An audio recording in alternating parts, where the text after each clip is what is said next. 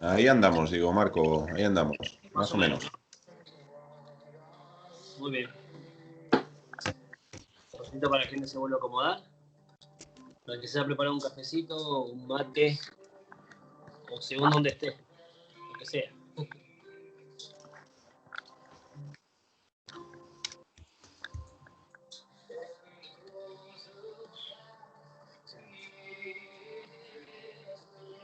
Decirte que con los hermanos aquí estamos un poco también charlando sobre, y un poco abriendo los ojos, sobre un punto que también lo hablé contigo, es la manera que tenemos de leer muchas veces, ¿no? Ya que lo hablamos. La manera que tenemos de leer tan rápida, tan deprisa, está con un concepto ya preestablecido en la enseñanza que hemos tenido. Y cuántos detalles nos dejamos en los renglones de las escrituras cuando leemos. Palabras Sí, sueltas, palabras importantes, frases que lamentablemente pasamos por alto y dicen muchísimo. Me detengo ahora en una que acabas de tocar, que es los ídolos que Raquel escondió. La verdad que resulta bastante importante y para tener en consideración. sí, sí, así es, Marco, así es. Una de las cosas que también hemos hablado antes, te he comentado, la Biblia, necesitamos varias cosas para leer la Biblia, ¿no? Pero de nuestra parte lo que no puede faltar cuando uno lee la Biblia, en este caso la Biblia hebrea, es concentración y comprensión. Se nos ha enseñado a leer la Biblia en muchos casos, depende de los círculos, de donde provengamos, pero se enseña en determinados círculos a leer la Biblia de corrido, como para cumplir expediente. Y la Biblia nunca, nunca, nunca puede ser leída de esta manera. La Biblia tiene que ser leída con atención, poniendo atención en lo que uno lee. Eso en primer lugar. Y en segundo lugar, obviamente, entendiendo lo que uno lee. Por mucho que una atienda, si no entiende, no sirve de nada, ¿no? Entonces, intentando comprender lo que uno lee, ¿no? Y casi que una cosa va de la mano de la otra, si es que queremos realmente ir aprendiendo del texto bíblico, ¿no? Hace falta muchas más cosas, pero como he dicho al principio, no estoy haciendo ninguna cosa extraordinaria, sino solo poner en evidencia lo que dice el texto. Porque como tú dices, muchas veces leemos rápido y se nos pasan detalles, pasamos por alto cosas, ni sabíamos esto y pensamos que Abraham era de una manera, y bueno, lo que seguiremos viendo ahora a continuación, cositas que probablemente no hemos reparado en esos detalles, pero que son importantes, que todo y siendo detalles que están en un segundo plano, pero afectan luego la manera de interpretar y de entender las escrituras, ¿no? Entonces, Totalmente. pues sí, así es, Marco. Hemos estado muy contentos y yo creo que va a ser algo para tener en cuenta a la hora de que de ahora en más podamos leer las escrituras y podamos prestar muchísimo más atención en esos detalles que nos das. A mí en lo personal, y yo soy de un montón de hermanos del grupo, es lo que nos ha ayudado a abrir los ojos a muchas verdades que supuestamente eran verdades y la hemos llevado a auditoría, la hemos llevado a ese cuestionamiento. ¿Qué hay aquí? ¿Qué se nos ha pasado? Y esas cosas que se nos han pasado se han fundamentado doctrinas. Es muy importante lo que yo creo que estamos haciendo y Dios sabe por qué.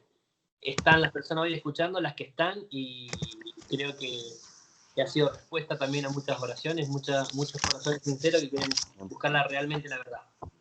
Amén. Así que Muy bueno, bien. continuamos en ello, ¿no? Vamos allá entonces. Perfecto.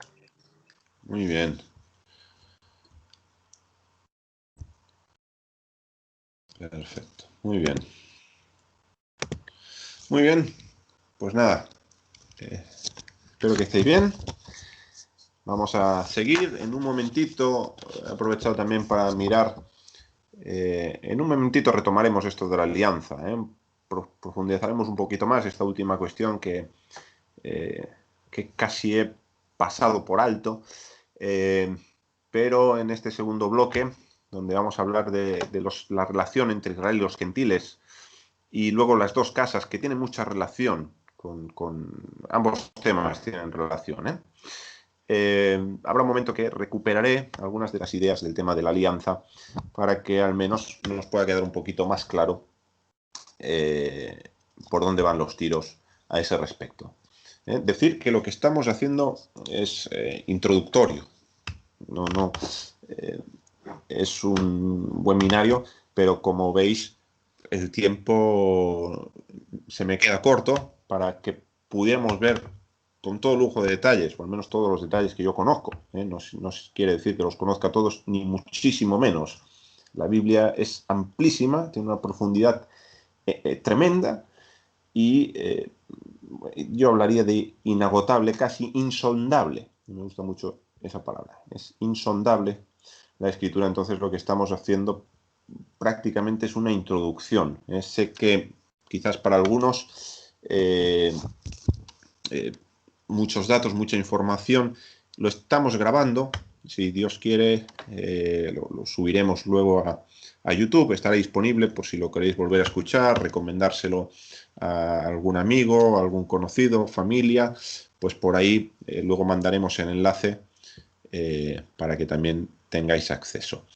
Pues bien, vamos a, entonces, sin más dilación, a este segundo bloque, y vamos a hablar, como he dicho, de los Israel y los gentiles. Ya hemos empezado apuntando algunas ideas a este respecto con los ancestros, los patriarcas, Abraham, Isaac y Jacob, donde ya hemos visto que ellos pues no eran judíos, no eran israelitas y tampoco formaban parte de ninguna de las religiones que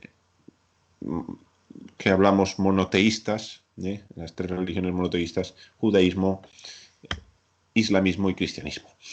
Entonces, ya hemos empezado a introducirnos por ahí, pero quiero recordar que existe esa idea, y por eso tratamos este tema también dentro de lo que es historia de Israel, porque los gentiles no solo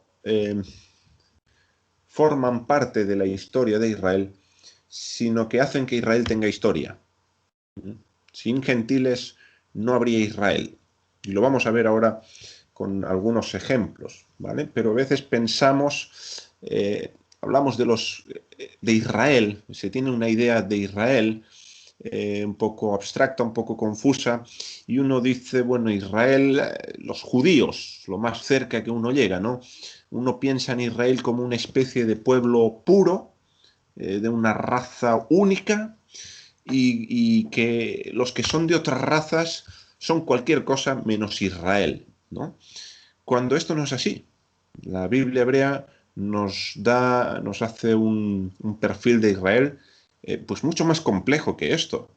Israel, desde sus mismos inicios, ya no hablo de los ancestros de Abraham, de Isaac y Jacob, sino de los hijos de Jacob, que empezaremos a hablar de ellos.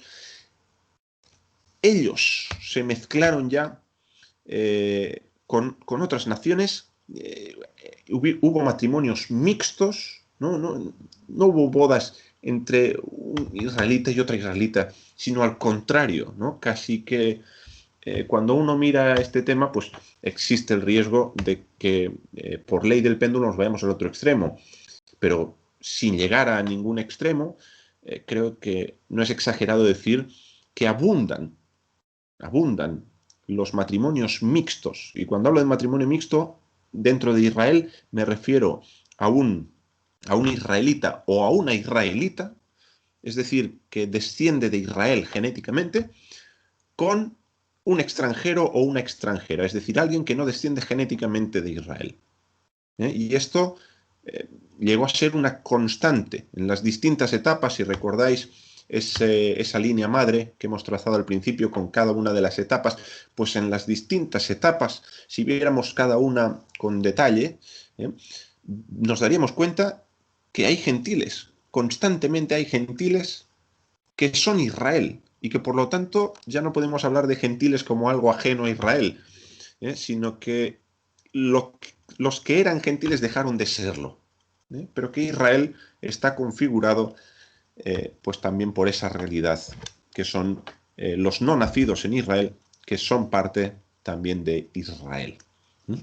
Así que bueno, vamos a empezar con los hijos de Jacob, los que llegarán a ser las 12 tribus.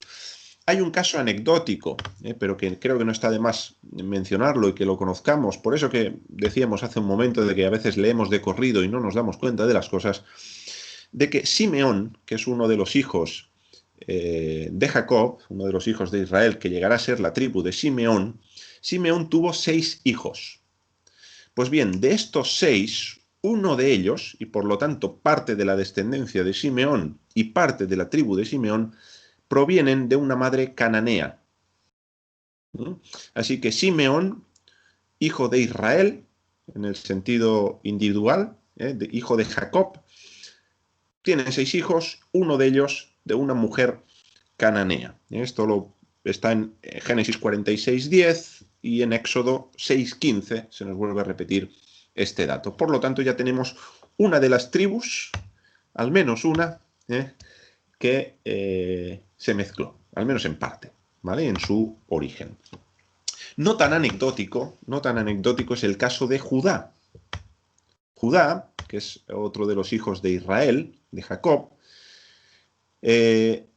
bueno, pues tiene miga, porque de ahí es de donde históricamente podemos hablar que descienden los judíos, de la tribu principalmente de Judá, no exclusivamente, pero principalmente de Judá descienden los judíos. Entonces vamos a ver que este antepasado, este hijo de Israel, Judá, que además es fundamental porque es de la tribu de donde se levantará el rey Mesías, el rey esperado de Israel, y de donde vendrá el linaje real, David, el rey David, uno de los reyes que hemos visto en la época de la monarquía del Reino Unido, y cuando hablo de Reino Unido no me refiero a Inglaterra, me refiero a Israel, las 12 tribus bajo un mismo rey. David es de la tribu de Judá. Por lo tanto, David desciende de este hombre, que vamos a hablar ahora un poquito. Y de David, pues los que descienden de David, descienden igualmente de este hombre, de Judá. Por lo tanto, ¿qué nos dice la Biblia hebrea de Judá? Pues en primer lugar nos dice que se casó con una mujer cananea. Como Simeón, su hermano, él también tomó una mujer que era de Canaán, era hija de Súa y tuvo 3 hijos con esta mujer. Uno de sus hijos, el mayor, era también se casó con una mujer cananea, que posiblemente os suene, que se llamaba Tamar. Falleció sin descendencia y Tamar fue tomada como esposa por el segundo hijo de Judá, que era Onán. Onán también falleció y viendo Judá que Tamar es una especie de viuda negra, dice, oye, no le voy a dar a mi tercer hijo porque si no me quedo sin. No tendré descendencia. Esta mujer está acabando con todos mis hijos. Entonces, viendo Tamar que le ha sido prometido el hijo, pero que no le es dado, Tamar se disfraza de prostituta. Todo esto está en el libro de Génesis, creo que es capítulo 38, si no recuerdo mal. Tamar se disfraza de prostituta y engaña al que era su suegro, Judá, y Judá mantiene relaciones, creyendo que es una prostituta, con su nuera, Tamar, porque Tamar se ha disfrazado, no la reconoce. Entonces, Judá, vayamos, en este punto me gustaría que unamos extremos en el tiempo. De ahí descienden los judíos. De ahí descienden los reyes de Israel, o algunos de los reyes de Israel. El rey Mesías desciende de Judá. Entonces, Judá, en primer lugar, tiene una esposa cananea. En segundo lugar, engaña a su nuera, no le da al hijo, a su hijo, para que la tome como esposa. Luego se acuesta con una prostituta. Esa prostituta es Tamar, que es cananea. Bueno, cuando se descubre, porque todo esto se descubre, la historia es más larga, podéis leerlo en el capítulo, cuando se descubre lo que ha ocurrido, Judá se entera que Tamar está embarazada, dice, ¿qué ha pasado? Y bueno, hay una señal ahí que Tamar le ha pedido unos objetos a Judá para que el día de mañana ella se ha cubierto las espaldas y le dice, mira, mis hijos son del hombre al que pertenecen estos objetos. Judá dice, ella es más justa que yo. Ella es más justa que yo porque yo le prometí darle a mi hijo, no se lo di, yo he mantenido relaciones con esta mujer y por lo tanto la descendencia de Judá con una cananea, que en este caso es Tamar, su nuera, vendrán 2 hijos y de uno de ellos vendrá el linaje, por ejemplo, de donde viene el rey David. O sea, que el rey David, en su sangre, en su genética, tiene mezcla de Judá, uno de los hijos de Jacob, Israel, y Canaán, por parte de Tamar. O sea, que el rey David, judío, aunque el término judío es posterior, aparece en el libro de Jeremías por primera vez, durante la monarquía tampoco hablamos de judíos, pero David, que es lo que entendemos a día de hoy un judío, su sangre no es pura. Es sangre real, sí, pero no es pura, en el sentido de sin mezcla. Esa sangre está mezclada y no solo por este episodio, ya veremos que tiene más mezcla. Así que esto de que Israel es una raza pura, como decían, una raza aria, sin mezcla, esto no se da dentro de Israel y no se da en Judá. Y como no se da en Judá, tampoco se da, por ejemplo, en José.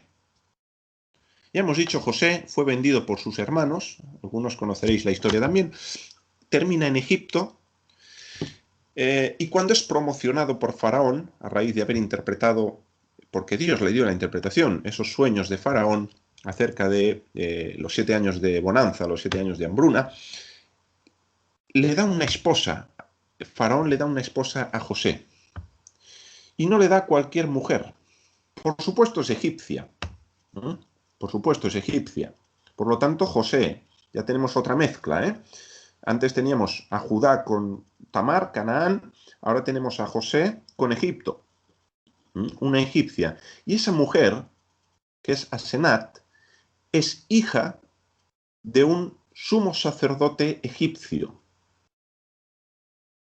Y como hemos dicho, la religión en Egipto no era monoteísta. Por lo tanto, José se casa con una mujer egipcia cuyo padre es sacerdote de On, probablemente sacerdote del sol, del dios Sol, el dios principal en Egipto.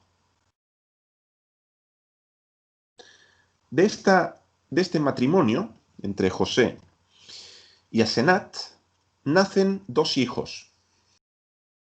Y aquí la historia va a dar una vuelta de tuerca, pido que prestéis atención, pero es muy bonito lo que ocurre aquí. Estos 2 hijos son, en primer lugar nace Manasés, y en segundo lugar nace Efraín, que por cierto, dicho sea de paso, Manasés, que será otra de las tribus, y ahora veremos por qué, tuvo una concubina siria. Por lo tanto, Manasés, la tribu de Manasés también se mezcló. Esto podríamos casi ir tribu por tribu, pero estoy cogiendo los casos más relevantes, que son el de Judá y el de José. Entonces, José con Asenat, que es egipcio, tienen 2 hijos, Efraín y Manasés, o Manasés, que fue el primogénito, y Efraín. Por lo tanto, Manasés y Efraín, que llegarán a ser 2 de las tribus de Israel, como casa de José, tienen mezcla también en su sangre. Su ADN está mezclado. ¿Qué ocurre con Efraín y Manasés? ¿Y por qué Efraín y Manasés llegan a ser tribus dentro de lo que es Israel? Pues muy sencillo, y es porque Jacob, padre de José, adopta como suyos a estos 2, a Efraín y a Manasés. Esto lo tenemos hacia el final del libro de Génesis. Jacob los adopta y en esta adopción que Jacob lleva a cabo, él profiere una bendición sobre cada uno de ellos, una sobre Manasés y otra Efraín. En esa bendición Jacob coloca a Efraín por delante de Manasés. Todo esto tiene su sentido, lo tenéis en Génesis para poderlo leer también. Y Jacob pronuncia unas palabras que son proféticas sobre Efraín. Y las palabras que Jacob pronuncia y a las que hago referencia son que Efraín formará multitud de naciones. Es decir, multitud de gentiles. Efraín, que es una de las tribus de Israel. Jacob está profetizando que dentro de Israel habrá gentiles, como los ha habido siempre. Me gusta también de esta frase la traducción que hace Casiodoro de Reina, en la Biblia llamada Biblia del Oso, del año 1569, porque Casiodoro de Reina, esta expresión que algunos tendréis en vuestras Biblias, en vuestras versiones bíblicas, como multitud de naciones, Casiodoro tradujo muy acertadamente que Efraín formaría plenitud de gentiles. Plenitud de gentiles. Esta frase, traducida de esta manera, es fundamental para luego entender otras partes. Así que en Efraín se iba a dar un fenómeno que luego veremos cuando hablemos de la división del reino de las dos casas. ¿Qué pasa exactamente con Efraín y de qué manera esa profecía de Jacob, dada en Génesis, fijémonos cómo la palabra de Dios, del Dios de Israel, se cumplió? Vamos a ver cómo efectivamente se cumplió, o mejor dicho, empezó a cumplirse y se sigue cumpliendo desde entonces. Porque esto está en el primer libro de la Biblia hebrea. Y lo que ocurre con Efraín, con el reino del norte, lo tenemos casi al final de la Biblia hebrea. Bien, entonces esto es fundamental entender esta parte. Como he dicho también, un episodio que ocurre en el libro de Génesis aún es Siquem. Muchas veces no lo tenemos en cuenta, pero Siquem, que es el que violó a Dina, a los que suben Simeón y Leví y acaban con todo varón, las mujeres de Siquem y los niños, no nos dice el número, pero no serían 2 y 3 familias, serían algunas más. Hablamos de un pueblo, de Canaán. Pasan a ser parte del campamento de Israel. Por lo tanto, cuando Israel, como campamento, como clan familiar, desciende a Egipto y allí nace como nación, desciende también con estos grupos cananeos, en este caso heveos, de Siquem, que están ya dentro de su campamento. Por eso vemos que, por ejemplo, como hemos dicho, Simeón tuvo 6 hijos y uno de una cananea. ¿De dónde sale la cananea? Bueno, a lo mejor la fue a buscar muy lejos, pero no era necesario, Estaban dentro del campamento de Israel. Por lo tanto, imaginemos, como os he dicho antes, un camping que nos acercamos mucho más a la idea de lo que eran los campamentos de Jacob, en este caso, descendiendo a Egipto. Eso era una caravana importante, ¿vale? Así que también tenemos ese episodio donde vemos a Israel y dentro del campamento de Israel, heveos, que era uno de los pueblos de Canaán, dentro ya del pueblo de Israel. Bueno, del clan familiar que llegará a ser el pueblo, para decirlo con más propiedad. Bueno, luego ya nos saltamos al Éxodo, vamos al Éxodo, salida de Egipto, redención llevada a cabo por Dios por medio de Moisés, pasan las plagas, llega la última plaga, la plaga de la muerte de los primogénitos, la Pascua, todo lo que nos narra en Éxodo 12, 13, y hay un pasaje que nos dice que Israel salió conforme a la promesa de Dios, pero que no solo salió Israel. Algunas Biblias traducen una multitud de toda clase de gentes. Hay una versión que me gusta mucho que habla de una mezcolanza grande, porque el texto hebreo en este versículo no dice toda clase de gentes, lo que dice es una mezcla grande. Esto es lo que dice, es decir, salió Israel y una mezcla grande con ellos, juntamente con todo el ganado. Por lo tanto, cuando Israel sale de Egipto, no sale solo. No salen solo aquellos que genéticamente son Israel.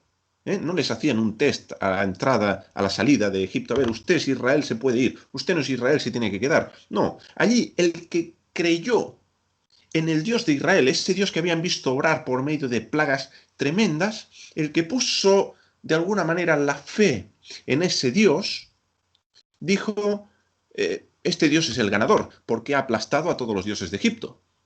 Por lo tanto, yo me voy con el Dios ganador. Y la manera de irse con el Dios ganador es irse con su pueblo. Y sale una mezcolanza grande con Israel. Por lo tanto, cuando Israel llega al Sinaí y Dios establece un pacto con su pueblo, ahí, al pie del monte Sinaí, no solo están los israelitas, genéticamente israelitas, ahí hay de toda clase de gente. Y eso es llamado Israel. Algunos permanecerán en Israel como extranjeros, porque hay ley de extranjería en Israel, pero otros pasarán a ser conciudadanos de Israel. Y aunque no eran Israel en su momento, pasarán a ser Israel. Y quedan, digamos, asumidos como ciudadanos israelitas, de pleno derecho. Por lo tanto, también en el Éxodo y su recorrido posterior tenemos a gentiles que son parte del pueblo de Dios. Vemos un caso también anecdótico, pero cómo se narra al hijo de una israelita cuyo marido era egipcio. Ese tal hijo de la israelita maldice el nombre. Yo no sé si recordaréis ese episodio, pero es el que maldice el nombre de Dios, del Dios de Israel, y es castigado. Pero nos dice que ahí hay un matrimonio mixto de una israelita con un egipcio. Cuando uno, de un primer momento, parecería que esto casi que no se dio, que esto era muy raro. Bueno, pues de raro no tenía nada.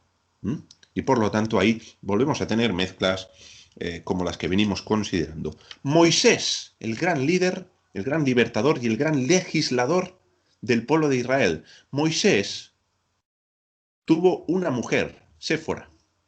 Esta mujer no era israelita, era madianita, hija del sumo sacerdote de Madián, Jetro, o Reguel, como dirán o traducirán en otros casos.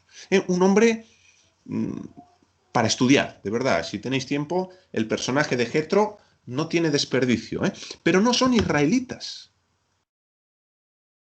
son madianitas. Y Moisés, israelita de la tribu de Leví, está emparentando con una madianita, de nuevo, como José, la hija de un sumo sacerdote que no es Israel. Y ahí tienes a Moisés. Y Moisés, esto le pareció poco, y nos dirá también el texto bíblico que tomó mujer cusita. Y una mujer cusita no es que fuese qué cosita de mujer, sino que era de Cus. Y la tierra de Cus es Etiopía. Por lo tanto, esa mujer era negra. Y Moisés se casó con una mujer negra. Recibió críticas por eso de sus hermanos. Y bueno, ahí hay todo un episodio, Pero ¿dónde, cuando uno lee la Biblia, piensa en que Moisés, y recuerda, porque a lo mejor esto se sabe, pero a veces no recordamos estos casos y estos episodios? Moisés se casó con una etíope. Esa mujer era extranjera, no era israelita, no era judía, mucho menos judía. Claro, a día de hoy, y esto, perdonadme, es un inciso, pero a día de hoy hay etíopes, a día de hoy, en la actualidad, que dicen que son judíos. ¿Por qué dicen que son judíos si son negros? Bueno, y lo dicen con mucha razón, sí son judíos. Y son judíos porque hubo matrimonios mixtos, si no de otra manera no podrían serlo. Bueno, lo podrían ser por conversión, pero ellos no dicen que son judíos por conversión, dicen que son judíos por descendencia, por genética, y lo son. Y ahí tenemos el caso de Moisés. Hay chinos que dicen que son judíos, Eso de que cuando... Sigo con el paréntesis un poquito más. De toda tribu, lengua y nación. Esto es una definición de lo que es Israel. Esto no es que antes Israel era de una forma y ahora es de otra. No, Israel siempre ha sido de la misma manera. Y las mezclas que aparecerán después ya estaban y ya se daban. Y ya las encontramos en la Biblia hebrea. Sin ir más lejos, el caso de Moisés. Bueno, luego tenemos la época de la conquista, que hemos hablado también de esa etapa. Ahí podríamos entrar.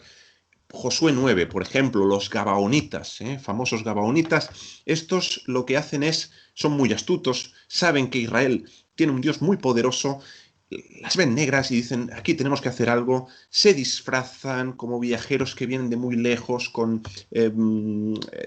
rompen los sacos, cogen pan enmohecido, como si hubiesen viajado de muy lejos, engañan a Israel y le dicen, mira, no, nosotros no somos vuestros vecinos, nosotros es que llevamos lejos, pero hemos oído de vuestro Dios, queremos hacer pacto. Pactan, después del pacto, Israel y Gabaón pactan. Pactar significa vamos a ser aliados y nos vamos a destruir, si hay guerra, iremos a vuestro favor. Después se descubre el pastel y se enteran que son cananeos y que deberían haber sido destruidos. No los destruyen porque hay un pacto, pero de Gabaón, de los gabaonitas, se nos dice que quedaron como leñadores y aguadores dentro de Israel, y dice el texto hasta hoy. Por lo tanto, el redactor del libro de Josué es posterior al propio libro de Josué, no queda otra. Eso no lo escribió Josué. Y dice hasta hoy. ¿Hasta cuándo? Al menos hasta el tiempo del redactor o del escritor del libro de Josué. ¿Vale? Por lo tanto, de nuevo tenemos un grupo importante de cananeos que es aliado y forma parte y quedan como no tributarios, como siervos, sí, pero dentro de Canaán, dentro de Israel, perdón. Y un israelita podía emparentar en este caso, sin problema. Así que todas estas cositas hay que tenerlas en cuenta. Bueno, luego, cantidad de facciones que quedan dentro de cuando entran a la conquista. Si uno lee, por ejemplo, Josué y Jueces, esos dos libros, se va a dar cuenta que Israel no echó a Canaán, ni mucho menos a los cananeos. Sí echó o destruyó algunas ciudades, algunos reyes importantes de Canaán, pero el pueblo cananeo quedó por todas partes. Quedó por todas partes. Es más, llega un momento que por cuanto Israel ya no los echa más, los hace tributarios, dice, pero ahí están. Y en algunos casos ni tributarios, campando a sus anchas. Dios les dice, muy bien, pues yo no los voy a echar, no voy a echar a estas naciones. Es decir, lo que tendría que haber ocurrido por vuestra al final terquedad, no los voy a echar, se van a quedar. Claro, queda pie a eso, a que haya cantidad de matrimonios mixtos. Y que sea una constante. Y que esos matrimonios terminen arrastrando, que esta es la gran dolencia de la historia de Israel, arrastrando a los israelitas a la idolatría. De hecho, hay un texto, en Jueces 3, creo que es el versículo 6, que nos dice que Israel habitó entre los cananeos, los eteos, los amorreos, los fereceos, los heveos, los jebuseos. No se deja ninguna de las naciones cananeas. Y dice que dieron de sus hijos para sus hijas y viceversa. Es decir, hay alianzas, hay matrimonios mixtos también durante la época de Josué. Muy bien. Durante la monarquía, citaré algunos casos. No me voy a meter ya con los monarcas. Salomón, bueno, mirad las mujeres de Salomón, para todos los gustos, de todas las naciones, de todos los colores. Ahí las tenéis. Luego tenemos, por ejemplo, Ornán Jebuseo. Ornán está viviendo en la época del rey David. Y David compra la era de este hombre, que es Jebuseo. Por lo tanto, en la monarquía de David tenemos ahí a Jebuseos. David manda matar a Urías eteo. Los eteos también son cananeos. Urías era un extranjero que estaba en el ejército de Israel. Y David mandará matar a Urías, que le tiendan una trampa en la guerra, para tomar a su esposa Betsabé. Y de Betsabé de entre David y Betsabé es de donde va a venir Salomón. Por lo tanto, Betsabé era mujer de un extranjero, eteo, cananeo. ¿Mm? Más justo que el rey, por cierto. Más justo que el rey de Israel. En ese tiempo David. Hablamos también en el libro del profeta Jeremías, encontramos a un etíope, otro negro, africano, que es siervo del rey de Israel y que va a ayudar a Jeremías y que va a recibir una promesa de parte de Dios. Es extranjero que está viviendo en Israel y que es siervo del rey. Por lo tanto, para no detenernos mucho más ahí y poder ir avanzando, los gentiles, llamados gentiles, extranjeros, aquellos que no son genéticamente israelitas, son una constante. Y hay dos casos que son paradigmáticos. Es decir, son claves, estos seguramente los conoceréis, os sonarán, que son el caso de Rahab, la prostituta de Jericó, y Ruth, la moabita. Hablamos de dos mujeres extranjeras. En un caso cananea, en otro moabita. Y en ambos casos ocurre algo muy similar. Y es que por la fe en el Dios de Israel, ellas pasan a ser Israel. De ahí lo que decía al principio, y aquí es donde retomo lo de la alianza, de que el tema de qué es ser Israel, o qué es pertenecer a Israel, qué es ser un israelita, está vinculado a la fidelidad al pacto. Es decir, abrazar el pacto del Dios de Israel con Israel. Aunque yo no he nacido en Israel, abrazar ese pacto que Dios, el Dios de Israel, ha hecho con su pueblo, me convierte en israelita, aunque genéticamente no lo sea. Y vuelvo ahí, Rahab, no Tamar, Rahab y su familia. Ellos, Rahab salva a dos espías, para ponernos en contexto brevemente, llegan espías de Israel, dos a la tierra prometida. Rahab los esconde en su casa, en detrimento de su propio bienestar, porque puede llegar a tener represalias lo que está haciendo. Son enemigos que los están escondiendo. Pero Rahab ha escuchado lo que ha hecho el Dios de Israel. Y Rahab cree en el Dios de Israel. Y Rahab les pide a esos dos espías que tengan misericordia tanto de ella como de su casa. El día que Rahab entró a ser parte de Israel, no solo entró Rahab, entró toda la casa de su padre. Por lo tanto, de nuevo, una familia cananea dentro de Israel, y no solo dentro de Israel, sino dentro de Judá, porque Rahab también va a figurar en el linaje real. Entonces, Tamar en un primer caso con Judá, ahí lo he dicho, Rahab ahora también sigue mezclándose el linaje real, los judíos, ahí está otra cananea, pero que por la fe en el Dios de Israel abraza el pacto, abraza la alianza y pasa a ser Israel. Es una israelita más, ya no es más cananea. Y no solo Rahab, sino, como he comentado, Ruth la moabita, que este es famoso también, le dice a su suegra, Noemí, tu Dios será mi Dios y tu pueblo será mi pueblo. Noemí es de Judá también. Y Ruth es extranjera. Pero Noemí va a regresar a su tierra y Noemí tiene otra nuera, pero la otra nuera sigue su camino. Sin embargo, Ruth dice, no, no, no, no. Tu Dios, el Dios de Israel, va a ser mi Dios. Tu pueblo, Israel, va a ser mi pueblo. Eso es una decisión que toma ella. Y llega con Noemí a Israel y empieza a vivir conforme a la ley de Israel. O mejor dicho, a la ley del Dios de Israel. Ya no es más moabita. Ahora es Israel. ¿Por qué? Porque ha abrazado ese pacto que el Dios de Israel tiene con su pueblo.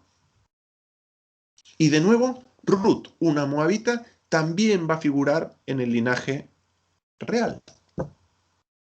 De hecho, creo, no sé si es la tatarabuela del rey David. No sé si es la tatarabuela, por ahí anda. O sea, que de ella desciende el rey David. Y del rey David los que vinieron. y por lo tanto también el rey Mesías.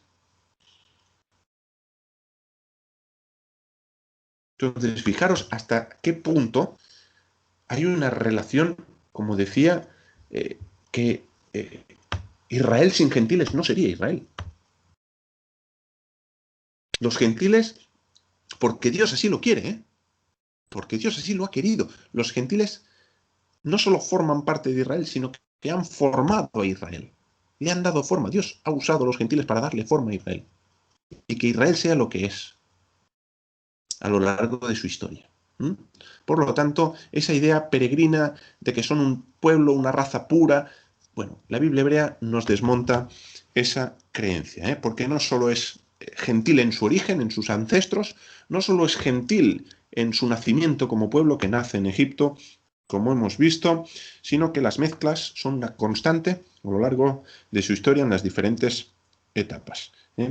Así que, aunque es cierto que hay un factor genético, componente genético, uno es Israel, también por nacer dentro de Israel, de ese pueblo, hablo de la época de la Biblia hebrea, uno era Israel por nacer en Israel, pero la cuestión genética no era excluyente. No significaba que si no eras genéticamente Israel quedabas excluido, ni mucho menos, ni mucho menos. Uno podía llegar a ser parte de Israel, un nacional más, especialmente en virtud a la fidelidad al pacto. Fundamental, porque el que no era fiel al pacto quedaba cortado del pueblo y por lo tanto dejaba de ser Israel. Pero esto es otra historia que deberíamos ver en otro momento. Ahora, dicho esto, vamos a ver, porque tiene mucha relación con esto que estamos considerando, hasta donde nos dé tiempo, la división del reino y las dos casas. Entonces voy a compartir también, si me es posible, algunas imágenes. Vamos a ver.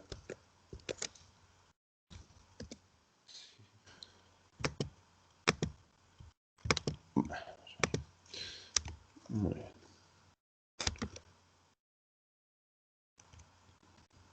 Voy a compartir pantalla para que podamos ver el tema de las dos casas, y para hablar de las dos casas tenemos que empezar por el principio, que es la división del reino. Es allí donde empiezan las dos casas.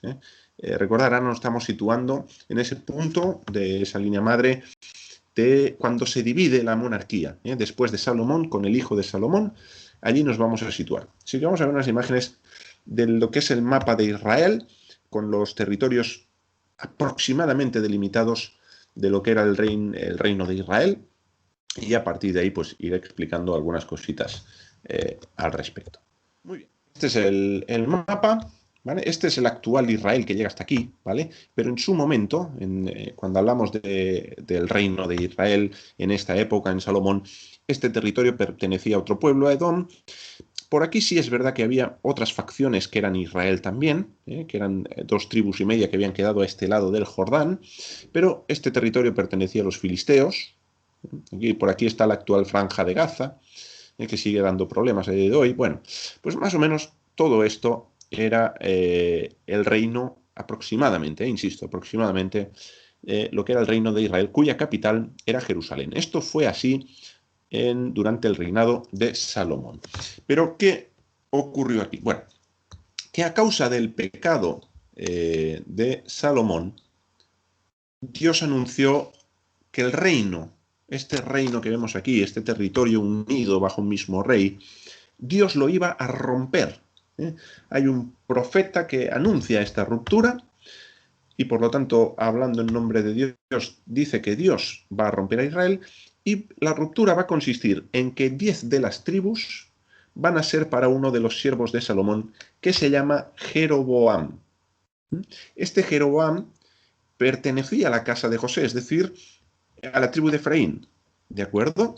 Entonces, tenemos ya un potencial líder, el que llegará a ser el rey de lo que se llamará el reino del norte, que es Jeroboam, a quien se le ha anunciado que Dios le va a entregar esas 10 tribus. De ahí la imagen de este hombre rompiendo una túnica, porque por medio de esa ruptura, él está anunciando con una ilustración la ruptura que Dios va a llevar a cabo en el reino. Entonces, Jeroboam se va a quedar con 10 tribus, básicamente, esto lo vuelvo a comentar ahora en un momento, y las restantes, que en realidad en un texto se habla de una, pero luego vemos que son más de una, ahora lo explicaré, llegan a ser realmente la tribu de Judá, la tribu de Benjamín y la tribu de Leví. Lo único que Leví, puesto que no tenía heredad, no, en la repartición de la tierra, Leví quedaba fuera.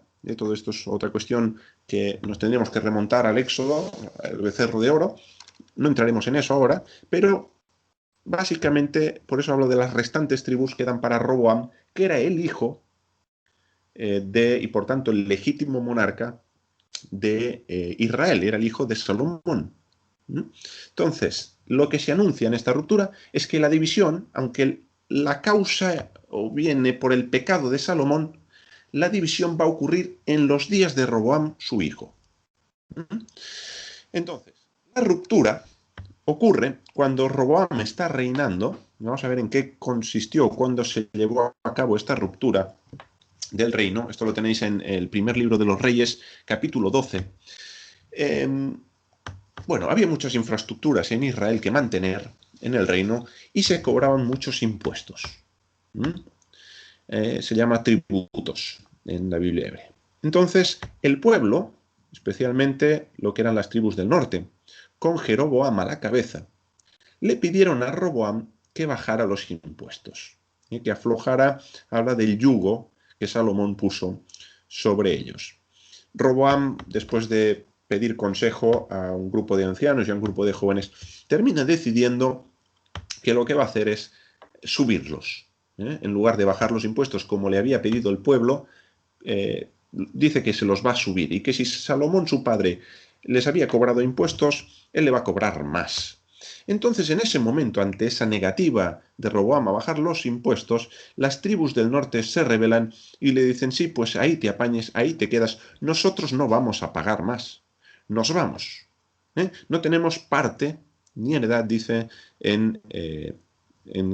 con el reino del sur, digamos en este caso con la capital Jerusalén, y se va. En la casa de David, hablan, no tenemos parte ni heredad en la casa de David. Entonces, Roboam, que dice, bueno, no sabe si esto va en serio o no, envía a un tal Adoniram, que era el jefe de los tributos, el que cobraba los impuestos, digamos que era el director de Hacienda de la época. Bueno, lo mandan y los norteños lo que hacen es apedrear a Adoniram hasta que muere. Y en ese momento, el texto bíblico nos dice que en ese momento, cuando ellos matan a Adoniram, es decir, las tribus del norte matan a Adoniram, la ruptura, esa ruptura anunciada, donde ya se ha ido dando, queda de alguna manera patente. Y después del asesinato de Adoniram, el cobrador, el jefe de los tributos, los norteños nombran a Jeroboam rey de esa parte del reino, es decir, el reino del norte. Por lo tanto, ¿cómo queda? ¿Cuál es el resultado de esta división, de esta ruptura? Bueno, Israel queda dividido en dos. Por un lado tenemos lo que es el reino del norte, que hemos hablado de estas tribus, cuya capital es Samaria. En un principio la capital parece que es Siquem, después se ubican más en Samaria. De todas maneras, Siquem y Samaria están muy cerquita la una de la otra, pero casi que de manera definitiva termina siendo Samaria la capital. Y el reino del norte, y esto es importante para cuando leamos la Biblia hebrea, sobre todo los profetas, recibe los nombres de casa de Israel, Efraín, porque si recordáis, Efraín es uno de los hijos de José, que Jacob había adoptado como suyo, y al que Jacob le había dicho, tú formarás plenitud de gentiles. Bueno, pues Efraín, todo el reino del norte recibirá el nombre de esa tribu, también tiene un sentido. La capital será Samaria y queda conformado a nivel general, subrayo, a nivel general, queda conformado por 10 tribus, que son todas aquellas tribus que no son ni Judá, ni Benjamín, ni Leví. Es decir, el resto son el reino del norte. ¿Vale? Luego, el reino del sur, la capital sigue siendo Jerusalén, siempre había sido Jerusalén, sigue siendo Jerusalén. Los nombres que recibe el reino del sur es casa de Judá o Judá. Cuando hablamos de casa de Judá, hablamos de Judá, es lo mismo.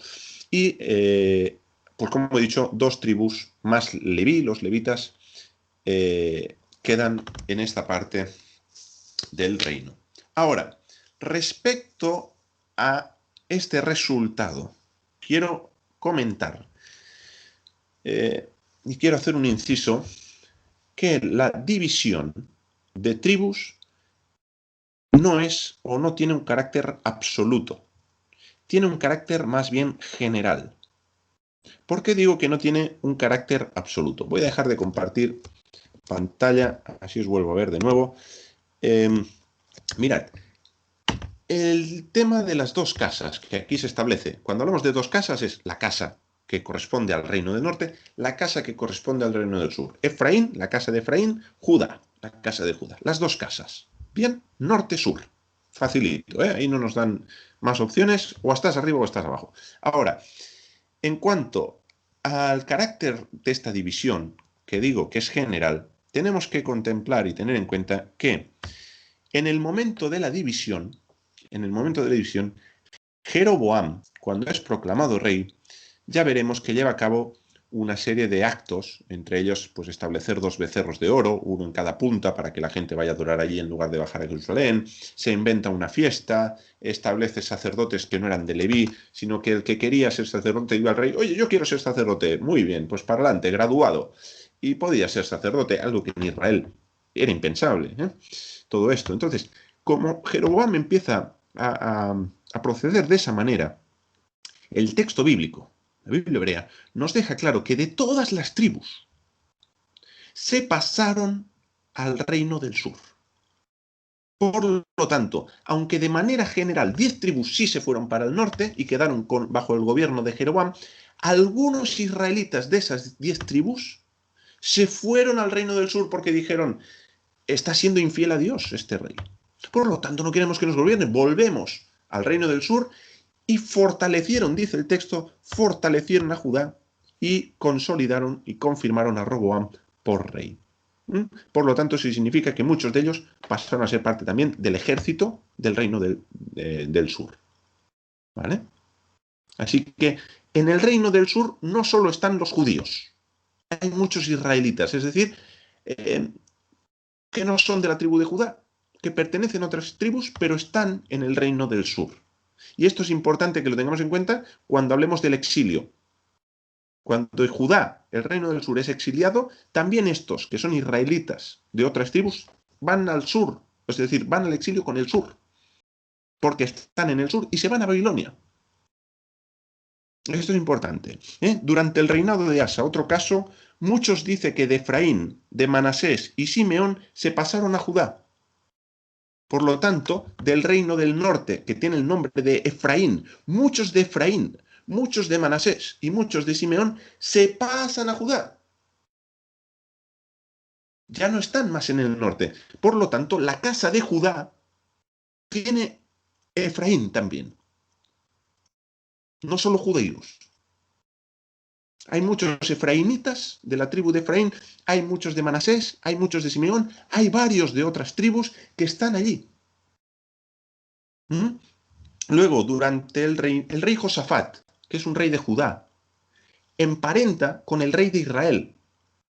Toma a la hija del rey de Israel como su esposa. Por lo tanto, vemos que los 2 reinos, por medio de esto, hay unas alianzas, hay matrimonios, y los 2 reinos se entremezclan. Esto es como lo de Israel y los gentiles, que vemos gentiles casi continuamente dentro de Israel, pues vemos a israelitas del norte en Judá continuamente. Otro ejemplo es que, por ejemplo, durante el reinado de Ezequías, el rey Ezequías, un rey de Judá, se celebró la Pascua. Y dice el texto bíblico que de ella participaron muchos de Aser, una tribu del norte, Efraín, tribu del norte, Manasés, tribu del norte, Isaacar, tribu del norte, y Zabulón, tribu del norte. Por lo tanto, algunos israelitas de esas tribus bajan a Jerusalén, al reino del sur, a celebrar la Pascua con el rey Ezequías. Así que esa división tan clara y tan pasmosa y tan absoluta de esas dos casas, la Biblia hebrea tampoco la presenta. Hay una división del reino en términos generales, sin duda, pero vemos que hay cierta fluctuación en lo que son las 10 tribus yendo hacia el sur, y perteneciendo al sur. Incluso, importante también, en la ocasión de la Pascua del rey Ezequías, se nos habla de que había gentiles también allí, celebrando la Pascua. Por lo tanto, también en la época de la monarquía vemos a Judá con Efraín juntos, a Israel casi entero reunido, con gentiles celebrando la Pascua. Bueno, un evento inaudito, inaudito. Así que el tema de dividir las dos casas de manera categórica, cuidado con eso. Vamos ahora a ver qué pasa con cada una de las casas. ¿Qué les ocurrió? Porque cada uno a su manera, de diferente manera, terminaron en el exilio. Entonces vamos a ver qué les pasó y por qué. De nuevo comparto algunas imágenes. Aquí tenemos el resultado de la división y ahora vamos a ir primero con el reino del norte. ¿Qué le ocurre al reino del norte cuya capital es Samaria? Bueno, como en un momento he dicho, aunque de pasada, Jeroboam pecó. Y eso fue el motivo de que Israel, cuando hablo ahora de Israel, ya no hablo de todo Israel, hablo del reino del norte, porque recibe ese nombre, Israel o casa de Israel, a partir de este momento de su historia. Entonces, cuando hablo de que Israel se fue, ya estamos hablando en este momento del reino del norte, ¿vale? Jeroboam pecó y eso trajo el exilio de Israel, reino del norte, las 10 tribus. Él llevó a cabo, bueno, ya lo he dicho, puso 2 becerros de oro, una fiesta que se inventó de su propio corazón, cambió todo el sacerdote. Claro, eso hace que los levitas que estaban en el reino del norte digan, no queremos saber nada de este porque nos está dejando sin trabajo, se van al reino del sur, ¿vale? A causa de esto, es anunciado el exilio y les es dicho por boca de Dios, por medio de los profetas, o por boca de los profetas, que serán llevados más allá del Éufrates. Es decir, a todos los israelitas que están aquí en Samaria, Dios les ha anunciado por boca de los profetas que serán llevados más allá del Éufrates. ¿Vale? Y esto ocurre ¿en qué momento? Pues en el año 722 aproximadamente, antes de la era común, el rey de Asiria y el ejército asirio viene a la tierra de Israel, a la tierra del norte, después de tener sitiado Samaria, al final vencen y se llevan a Israel cautivo a Asiria, más allá del Éufrates, como le había sido anunciado. Y esto, pues, hay varias citas, una que creo que es clave, está en el segundo libro de los Reyes, capítulo 17, ese capítulo es clave para entender lo que estoy explicando ahora. El segundo libro de Reyes, capítulo 17. Una lectura, como hemos dicho antes, concienzuda de ese capítulo, a uno le ayuda a entender qué pasó con el reino del norte. Porque, como he dicho, no solo se llevan a los israelitas que están viviendo aquí de las 10 tribus a Asiria, sino que después de esto, de llevarse a los israelitas cautivos, hay un trasvase muy importante. Y es que Asiria no solo termina dominando este territorio, había dominado a otros territorios, a otros reinos y a otras naciones. Por lo tanto, ¿qué hace el rey de Asiria? Bueno, para que este territorio no quede despoblado y venga otro y se lo quede, lo que hace es coger gente, que es lo que tengo aquí puesta, de todos los reinos que están bajo el gobierno de Asiria, trae gente de distintos lugares a la tierra de Samaria, es decir, al reino del norte. Por lo tanto, Samaria y lo que llegarán a ser los samaritanos, por ahí doy una pinceladita, judíos y samaritanos no se tratan entre sí. Bueno, conozcamos la historia de dónde vienen los samaritanos y qué es un samaritano. Y llega gente extranjera que no conoce al Dios de Israel, que no conoce la ley del Dios de Israel, traídos por el rey de Asiria a habitar en Samaria. ¿Qué ocurre? Pues que cada uno de las naciones, de la gente de las naciones que viene, pues cada uno trae su Dios. Unos adoraban a un dios, otros a otro, otros a otros, y cada uno se viene con su religión en la maleta a adorar a sus dioses en Samaria, en el reino del norte. Hay un episodio ahí muy curioso, que es que hay unos leones, hay leones que están devorando a la gente, a estos extranjeros que han sido traídos, se los comen. Y llegan a la conclusión de que Dios, el Dios de Israel, ha enviado a esos leones porque estos extranjeros no conocen la ley del Dios de ese país, del Dios de Israel. Y por lo tanto es un castigo que están sufriendo. Solución, uno de los sacerdotes que ha sido llevado al exilio, que insistimos, no tenía por qué ser levita, ni mucho menos, porque recordemos que aquí el amigo Jeroboam puso sacerdote al que quiso. Así que no sé qué conocimiento tendría, pero más conocimiento que los que habían traído extranjeros tendría, pues mandan a un sacerdote a que le enseñen la ley de Dios, la ley del Dios del país, la ley de Moisés, lo que se conoce como la Torá, la instrucción de Dios, los mandamientos de Dios. Este sacerdote empieza a hacer esa labor docente y se da pues el ecumenismo. Lo que se da es ecumenismo. Es decir, sirven a Dios, al Dios de Israel, pero a la vez, sin ni cortos ni perezosos, sirven a sus dioses. Están aprendiendo lo que es la ley de Dios, los mandamientos de Dios, y van sirviendo a Dios, al Dios de Israel, pero a la par siguen sirviendo a sus dioses. Y esto es lo que tenemos en Samaria. No hay ya israelitas, lo que hay son extranjeros viviendo en Israel que adoran al Dios de Israel, pero a la vez están adorando a sus dioses nacionales, cada uno al suyo. Y esto pues continuó a lo largo de la historia. Vuelvo a recordar, judíos y samaritanos no se tratan entre sí. Entonces, esto es parte de la historia de lo que ocurre con Samaria, el reino del norte, que es llamado Efraín. ¿Recordáis que Efraín, dicho y profetizado por Jacob, iba a ser plenitud de gentiles? Bueno, parte de eso, parte de ese cumplimiento, pasa por esta historia. Entonces, importante. Segundo libro de los Reyes, capítulo 17, viene todo perfectamente detallado. No tiene desperdicio ese capítulo para conocer esto. ¿Qué ocurre con el reino del sur? Jerusalén. Vamos ahora para abajo, que hace más calorcito, se está más a gusto. Entonces, en el reino del sur, en Judá, capital Jerusalén, el rey Manasés pecó. Fue un rey ya bastante tardío. La monarquía en Judá tuvo mejores reyes que en el norte. En el norte casi ninguno hizo nada destacado.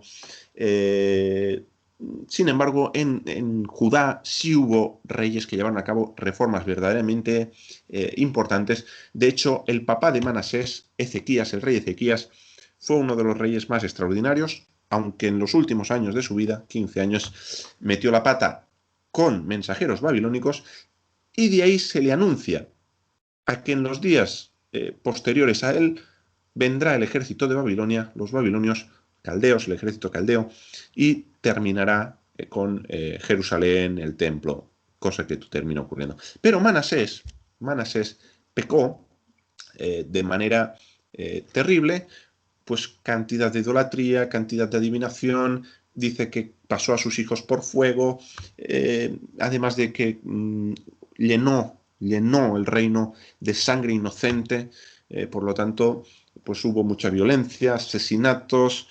Bueno, uno no querría vivir en los tiempos de Manasés en Jerusalén, en el reino del sur, aunque después se arrepiente de todo eso, pero ya estaba hecho, y Dios anuncia que va a traer a causa del pecado de Manasés el exilio de Judá, algo que va a ser llevado a cabo por el imperio babilónico, y este exilio se da en diferentes etapas.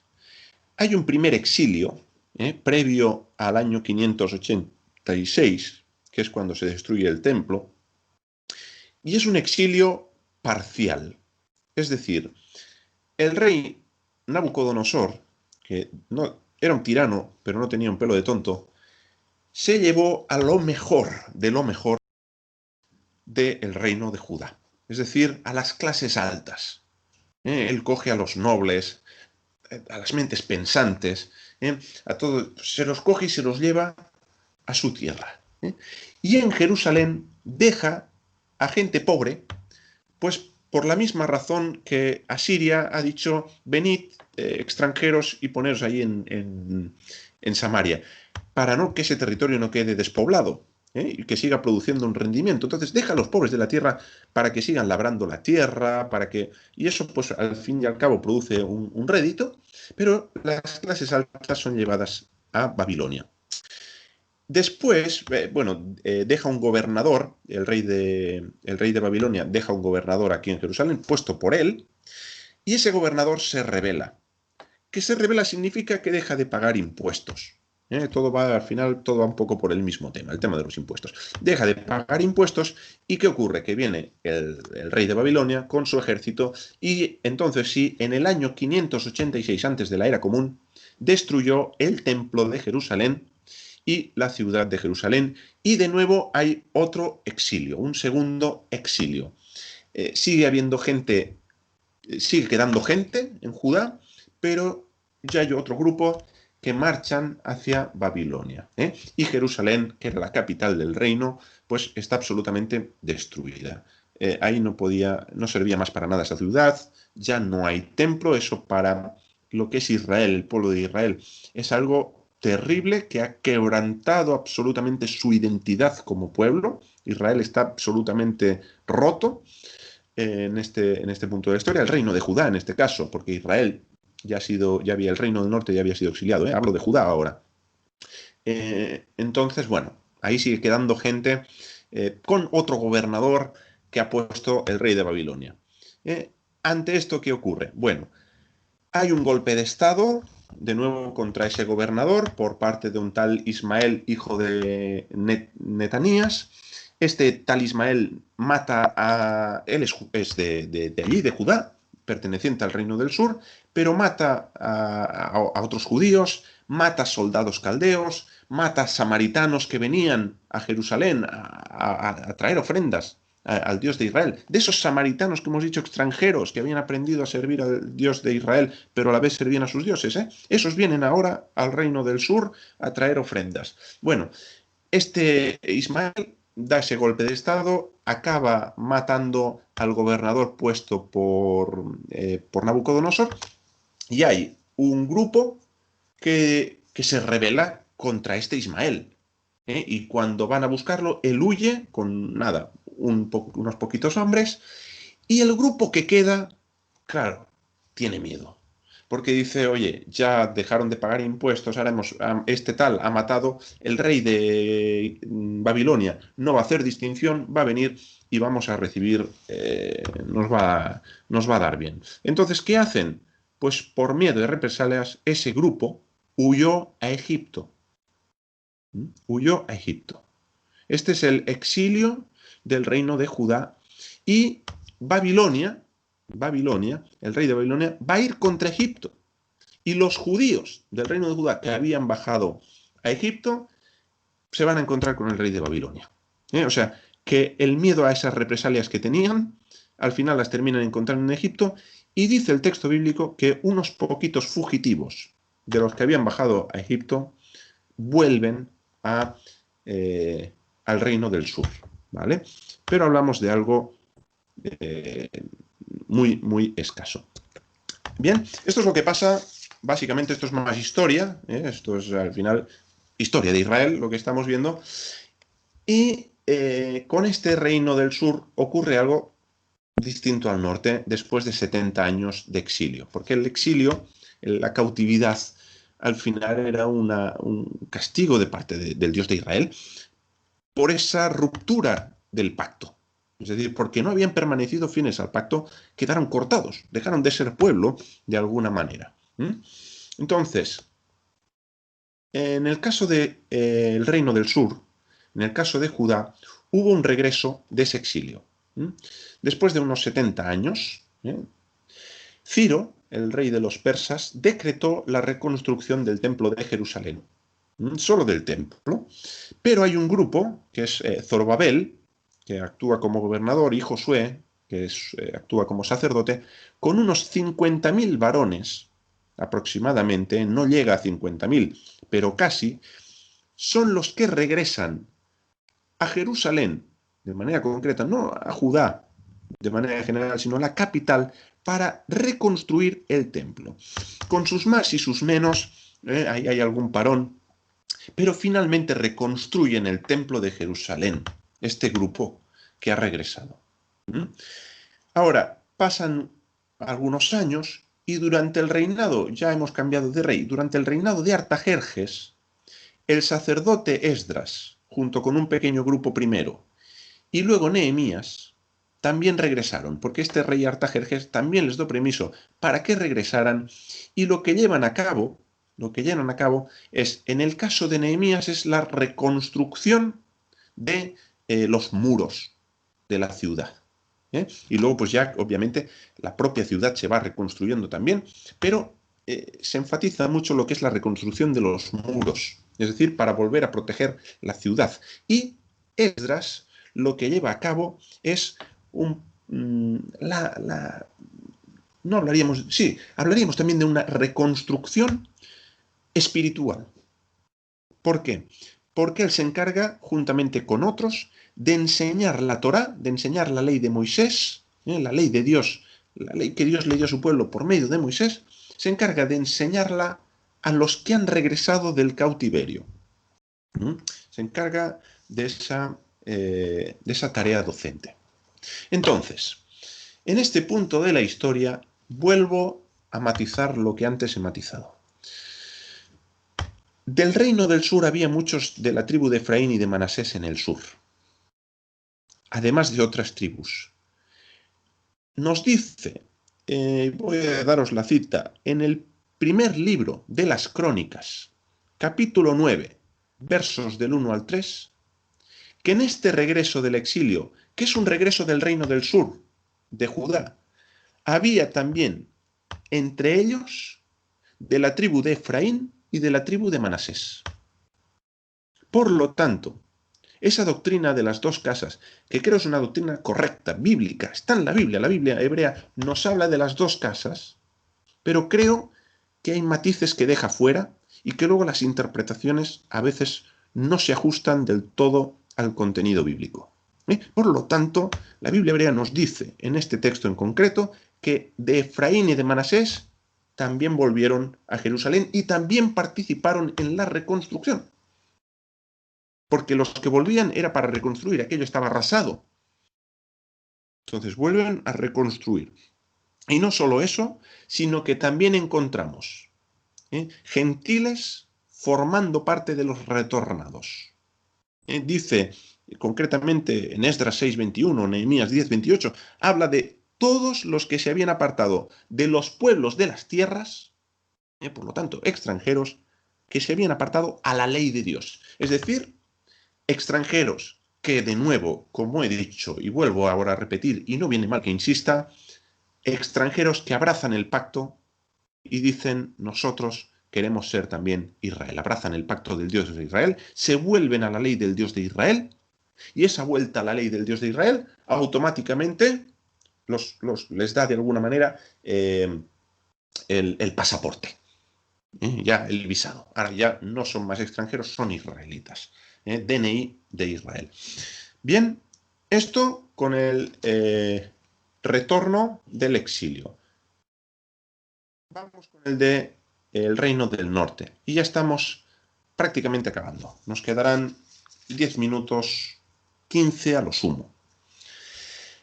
El reino del norte, que es Israel o Efraín, la Biblia hebrea no registra ningún regreso de estas 10 tribus. Lo que registra, y de lo último que se nos cuenta, es que ahí habían esos extranjeros de los que os he hablado, a los que se les ha enseñado la ley del Dios del país, pero que a la vez que sirven al Dios de Israel, sirven a otros dioses. De alguna manera, aquí termina, en cuanto al contenido de la Biblia hebrea, la historia de Israel o Efraín. Ahora bien, esto estaba profetizado y estaba anunciado.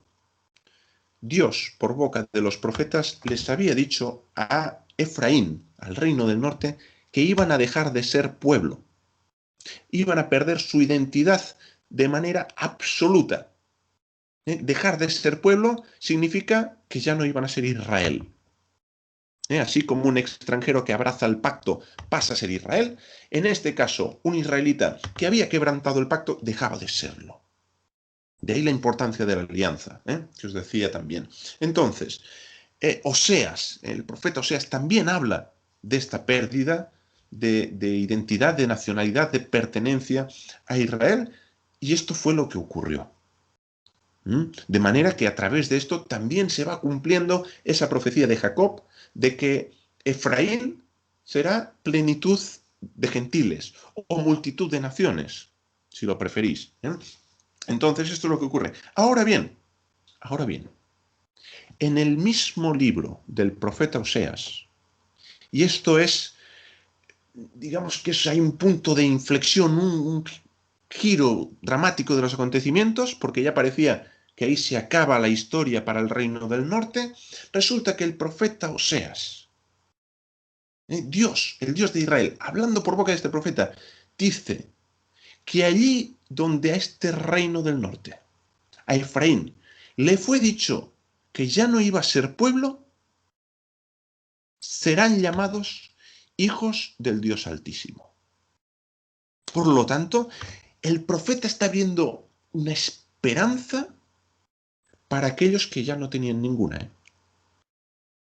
Y por lo tanto, allí donde se les ha dicho que ya no iban a ser más el pueblo de Dios, van a ser llamados de nuevo pueblo suyo. Dice también que a la no amada, es decir, Israel, pensado y comparado a una esposa, le dice, vas a ser una esposa no amada, una esposa a la que le he dado carta de repudio, va a ser llamada amada. Así que este texto, en concreto, tocante al reino del norte y esas profecías que no seas, abundan, nos abren un camino que es el siguiente. Y es que las profecías contenidas en la Biblia hebrea con respecto a Israel aún no se han completado. Muchos terminan diciendo que fin con la historia de Israel. Ahora un nuevo episodio en la historia de la humanidad, un nuevo pueblo. Nada de eso, señores, porque Dios no ha terminado con su pueblo. El Dios de Israel sigue teniendo propósito con su pueblo, con Israel, porque así está profetizado. Y no atender a eso sería hacer al Dios de Israel mentiroso.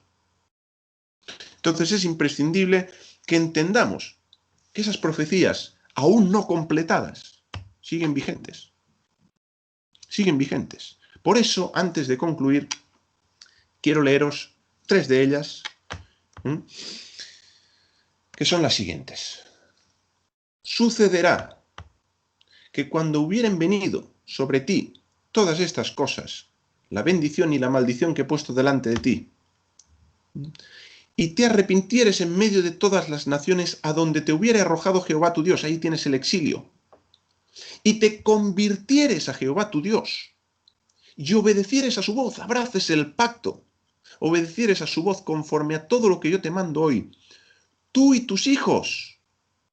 El Dios de Israel es un Dios de familia. Con todo tu corazón y con toda tu alma, entonces Jehová hará volver a tus cautivos. Aquellos que están dispersos regresarán a la tierra.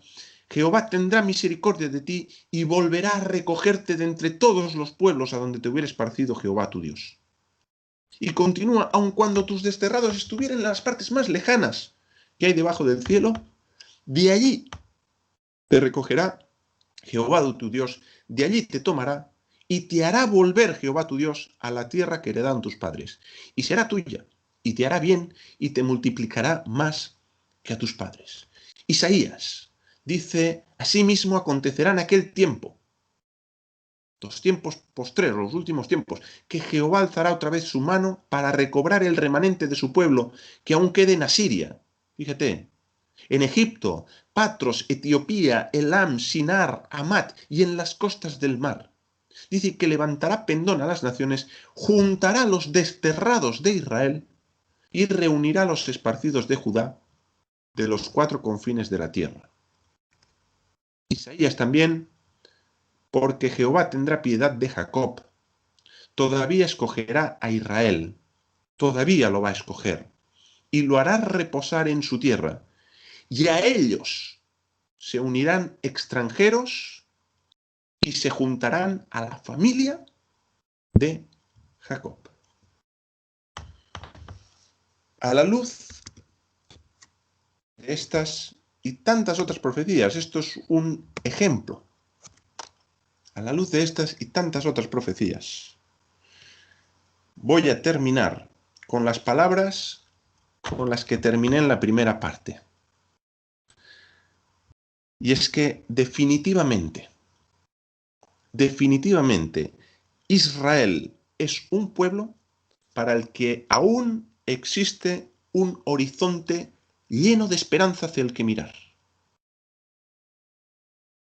La esperanza, qué ingrediente tan necesario en nuestros días.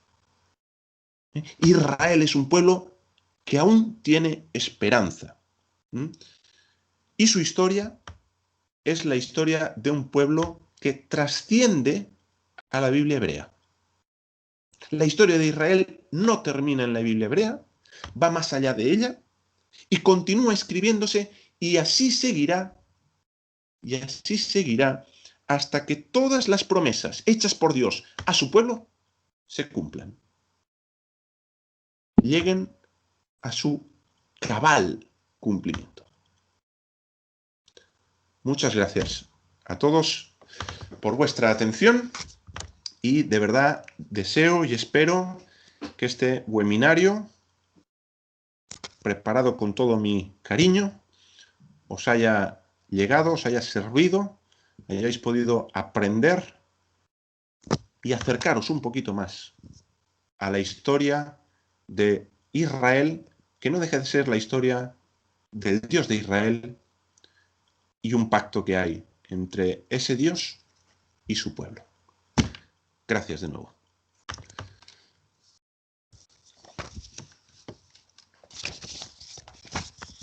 Muy bien. Bueno, creo que ha sido una bendición, ¿no? No sé, para los que estamos tomando apuntes y estudiando un poquito todo este tema. Muchas gracias, Johnny, por todo este trabajo, que yo sé que no es fácil. No es fácil, más cuando tenemos un montón de otras cosas también que desarrollar, y de tu labor grande en tu trabajo secular, y como papá también, que tiene un gran trabajo ahí también, que te roba bastante y ocupa bastante de tu tiempo diario. Pero dan buenas voy a aprovechar para decirte que si no fuera por mi esposa Débora, esto no lo hubiese podido llevar a cabo. Así que también le doy muchas gracias a ella, porque el tiempo que yo estoy preparando, estudiando, ella lo está dedicando pues a atender a los niños, a la casa, y hace una labor extraordinaria. Seguramente. Así que mandamos un saludo también a Débora y un agradecimiento y un abrazo fuerte. Y sabemos que no va a ser el primero ni el último, y esperemos que este sea como el primer escaloncito, ¿no? El primer empujón a una serie de encuentros, de talleres, de charlas, y yo sé que va a ser así. Que el Señor nos está abriendo caminos, nos está abriendo métodos, nos está abriendo posibilidades y oportunidades de hacer contacto, de enlazar, de contactar y de unirnos. Todo esto, esta manada de gentiles que están ahora conectados, que pueden estar descubriendo sus orígenes incluso. Gentiles o no, no sabemos. No. Gentiles o no. No sabemos. Si hay una mezcla, como dijiste, mezcolanza. Bueno, descubrimos un poquito más incluso de nosotros mismos. De la historia de los países de donde venimos. Está todo conectado. Esto está todo conectado en definitiva. Y dentro de las escrituras tenemos muchísima información que a veces se veía en otro tiempo tan lejano a nosotros, tan como, esto está perdido en la historia, no me toca a mí, no me llega, y resulta que nos llega y nos toca más de lo que nosotros pensábamos.